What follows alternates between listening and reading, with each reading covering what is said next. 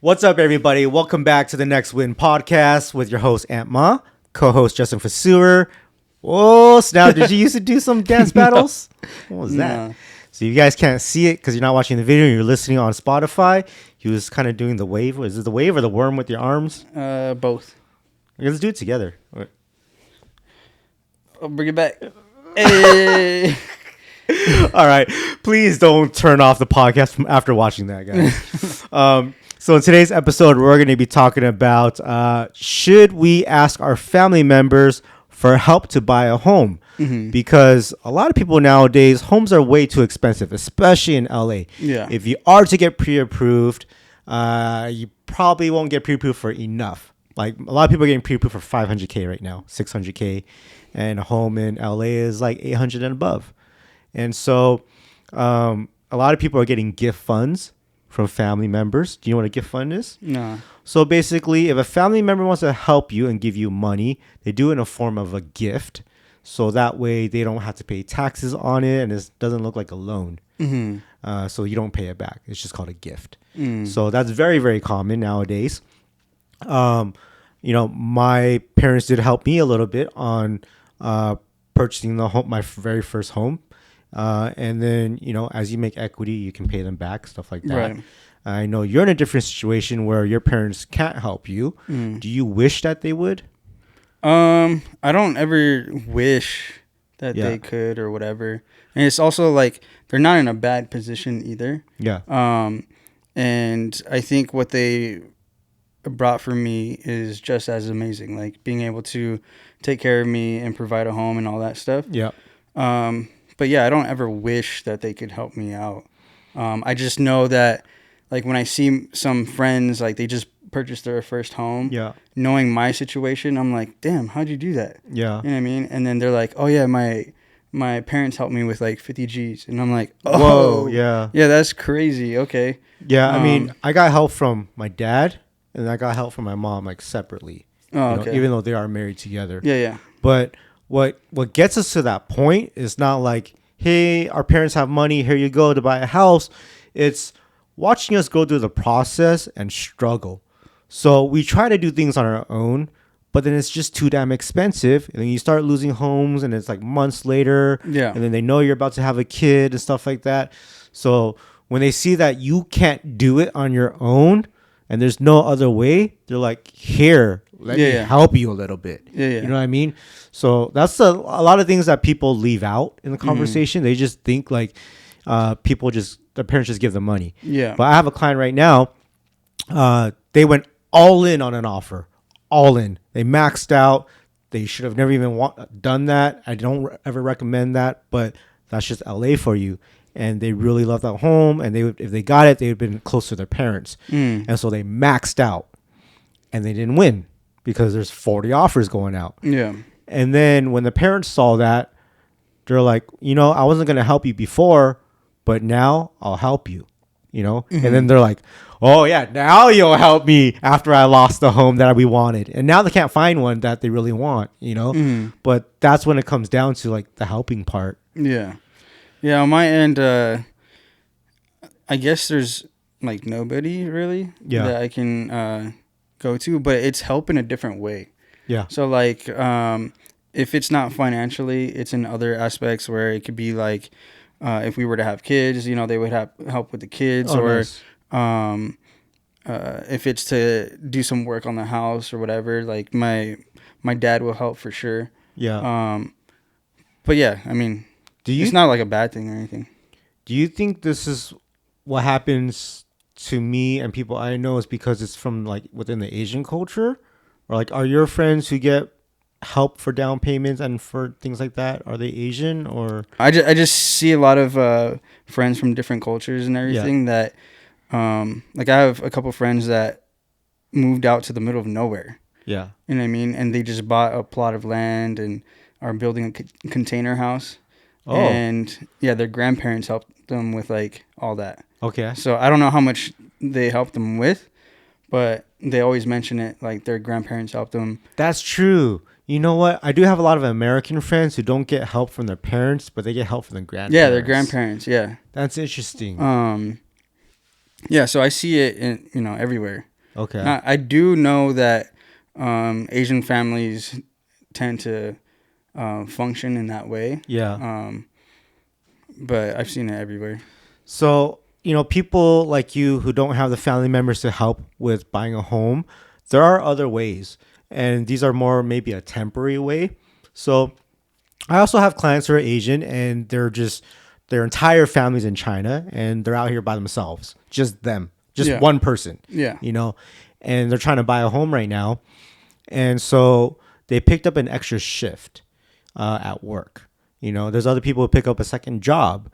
And just by doing that, your pre-approval can go from like 500K to 550. And now you can afford that condo that you're trying to get. And so, if you were to just during this pre-approval process and home shopping process to pick up a second job or an extra shift at work, you can do that temporarily. And then when you get the home, that's when you can decide, do I want to keep working this second gig or do I want to just stop? Right.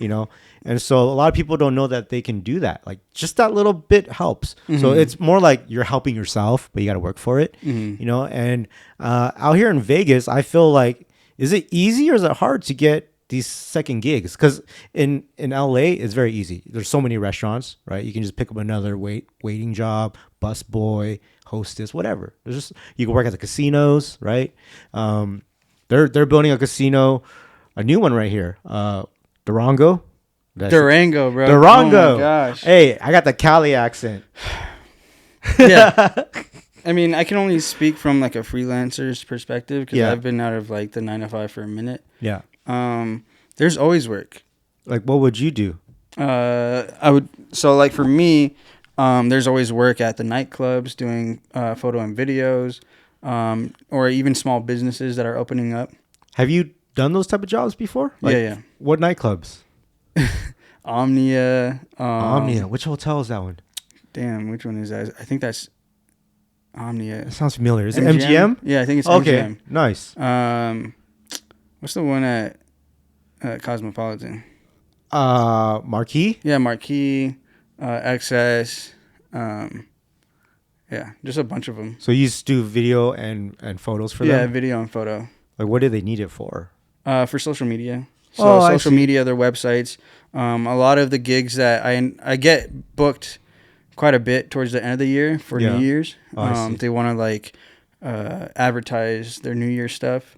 Even on New Year's Day, like sometimes I go out there during the craziness. Yeah. And film the DJs that are playing at that time and do a little quick reel for them. Damn, and they're famous DJs. Yeah. Like right now you got like people like Tiesto and Deadmau5. Yeah. Her DJing, like they have residencies. Mm-hmm.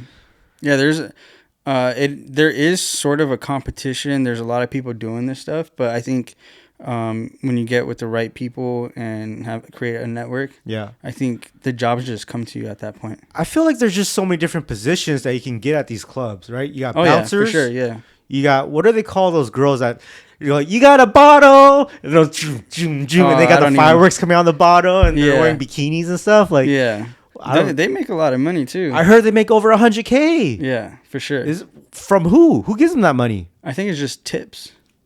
That's all from tip? Yeah, I think it's tips. Is there a club where guys are dressed like that? Bro, if there was, I'd be there in a heartbeat. Damn, dude. Why don't doing it? Not because. Why don't we make that club? Yeah. Right. We're not making a strip club. I'll be like, yeah. We're not 20K. Come on. That's tight, dude. Yeah. Because I make good money. I think girls actually make more. I would say girls have a lot more money than guys. The reason is because guys spend all the money on girls. Out in Vegas, probably. Yeah. Right? Well, the girls probably spend all the money on material things. Maybe. But yeah, I mean, there's a lot of room for you to make money out here and get jobs. Yeah. There's restaurants. There's new things being built. If you were not doing your freelancing gigs and you weren't in photography, what's something that you would do here in Vegas? Probably like valet or something. Why? I don't know. There are some dope ass cars to drive out here. Yeah, I think like one of my friends, he had a good experience and he was making good money. How much can you make being a valet person? Depending on the hotel, I'm sure you can make like $80K or something like that. Wow. Yeah. Would you rather do that than Uber? Oh, probably. Because people are making like $80K on Uber. Yeah, I'll probably valet. I think from previous jobs like Discount Tire and stuff, being around with like cool people and stuff. Oh, you're a car guy. Yeah. Okay. I didn't know that about you. Yeah, I used to work at a custom paint shop. Oh, nice. For a minute, and then I moved over to working at Discount Tire when I was, I think, like 18 to like 22. You know how to paint cars? I was doing all the sanding and priming. Nice. So the main owner, he was doing all the like pinstriping and the actual painting. Yeah. And I would prep and then also sand afterwards, like all the clear coat. I feel like that's a big business here in Vegas because the sun is so damaging to cars that people always have to repaint the cars. Well, now people just wrap their cars. Yeah. Yeah, it could be a good business if you market it well. And I think wrapping your car is ridiculous. That's the stupidest thing in the world, but I want to do it to my truck right now. Yeah. Because it only lasts 4 years Yeah. before it starts like coming apart. Or even before then, it kind of gets all like faded and weird. Yeah. Sometimes.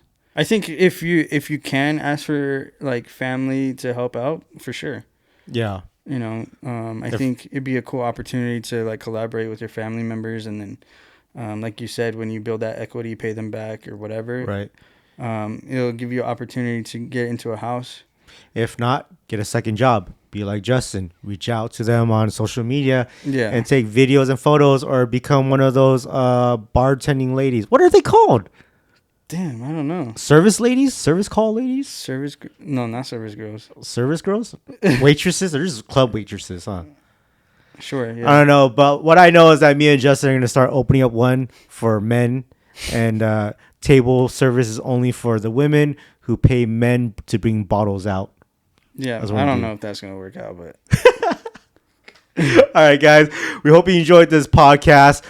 Since Justin's talking about video and photography, you'll see in our description box where he has his link to reach out to him if you want some services. Yeah. Whether he's naked or not, that's up to you guys. Yeah, this is how we're going to start our business. Oh, my goodness. Okay. And so if you want to reach out to me, you can as well. It'll be in the description box. Anything house related, I'll message you guys back. So next time, guys, we'll see you on the next episode of the Next Win Podcast.